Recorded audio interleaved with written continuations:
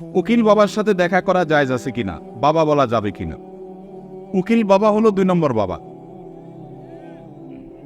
আমাদের সমাজে উকিল বাবার প্রথা অনেক বেশি আছে, আপনাদের এলাকায় আছে? এটা হলো 2 নম্বর বাবা, নকল বাবা, নকল। এই নকল বাবা হওয়াও জায়েজ নাই, এই নকল বাবা বানানো জায়েজ নাই। ভাইরা আমার, বিয়ে শাদীতে আমাদের দেশে মনে করা হয় যে একজন উকিল বাবা লাগে, এরকম একটা ধারণা আছে না নেই? মেয়ের ইজিন আনার জন্য গায়রে মাহরাম একজন উকিল বাবা হয় অনেক সময়, যে অনুমতি আনে। এইভাবে উকিল বাবা বানানো পরিষ্কারভাবে হারাম। পরিষ্কারভাবে মুরব্বীরা ভালো করে শুনে রাখেন, যারা যারা উকিল বাবা আছেন এই বাবাগিরি ছেড়ে দেন। বাংলাদেশে বাবার কোনো শেষ নাই। খাজা বাবা, উকিল বাবা, নাইটা বাবা, কত বাবা আছে। আল্লাহ তাআলা এই সমস্ত নকল বাবা থেকে আমাদেরকে হেফাজত করুন। বিয়ে উপলক্ষে কোনো উকিল বাবা টাবা চলবে না। নিজের বাবা বেঁচে থাকলে সেই বাবা তিনি নিজে নিজের সন্তানের বিয়ে দিবেন, ব্যাস। মেয়ের অনুমতি বাবা আনতে যাবেন। জাজ্জল্যমান বাবা উপস্থিত, আগাগোড়া 5 হাতি বাবা আছে, এরপরও দেখা যায় আরেকজন উকিল বাবা সেজে সেখানে নাটক করতে যায় অনুমতি আনার জন্য। এই নাটক করা জায়েজ নাই, পরিষ্কারভাবে হারাম, পর্দাহীনতার কারণে। বিশেষ করে গায়রে মাহরাম কেউ যখন উকিল বাবা সাজে, ওই মেয়ে সারা জীবন তারে বাপ বাপ ডাকে, খানা খাওয়ায়। এটা আমাদের সামাজিক মানে একটা কুসংস্কার বলতে পারে, এর সাথে ইসলামের কোনো সম্পর্ক। যুবকরা বিয়েতে কোনো উকিল বাবা যেন না থাকে। মুরব্বীরা যারা যারা যার যার বিয়ের উকিল বাবা আছেন, আল্লাহর রাস্তায় বাবাগিরি ছেড়ে তওবা করে আল্লাহর কাছে চলে আসেন। চেষ্টা করবেন তো ইনশাআল্লাহ। এই উকিল বাবার নাম দিয়া পর্দাহীনতা, 2 নম্বরই হাজারটা জিনিস হয়। নিজের বাবারই খবর নাই, কিসের আবার উকিল বাবা?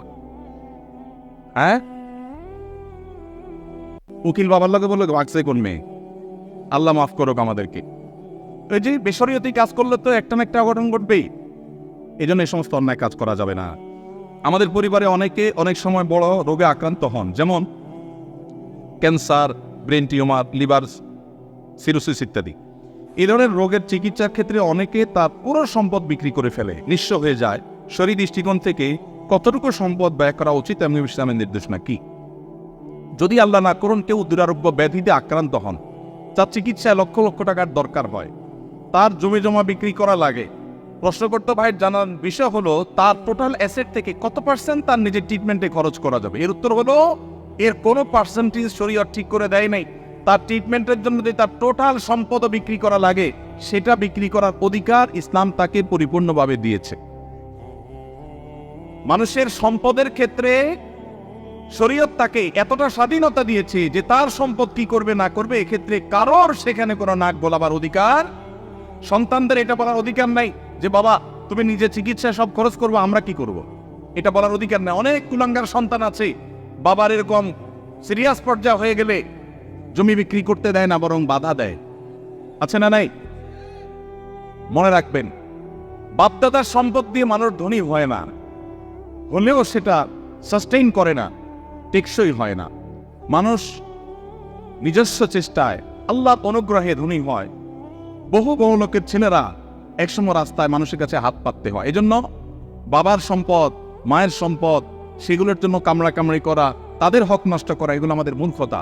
তবে হ্যাঁ, কেউ যদি মনে করেন যে দুরারোগ্য ব্যাধিতে আমি আক্রান্ত হয়েছি, এখানে ট্রিটমেন্ট করে আসলে লাভ হবে না, ডাক্তারদের অ্যাসেসমেন্ট অনুযায়ী মৃত্যুই নিশ্চিত এবং জটিল পরিস্থিতি, তাহলে সেক্ষেত্রে আমার বাচ্চারা তারা অসহায় হয়ে যাওয়ার চাইতে আমি সুন্নত হিসাবে ট্রিটমেন্ট করি, কিন্তু খুব বেশি অ্যাগ্রেসিভলি ট্রিটমেন্টের জন্য খরচ করবো না। এটা যদি কেউ সিদ্ধান্ত নেয়, তো সেই এখতিয়ারও শরীয়ত ওই ব্যক্তিকে দিয়েছে। অবস্থা বুঝে তিনি ডিসিশন নেবেন।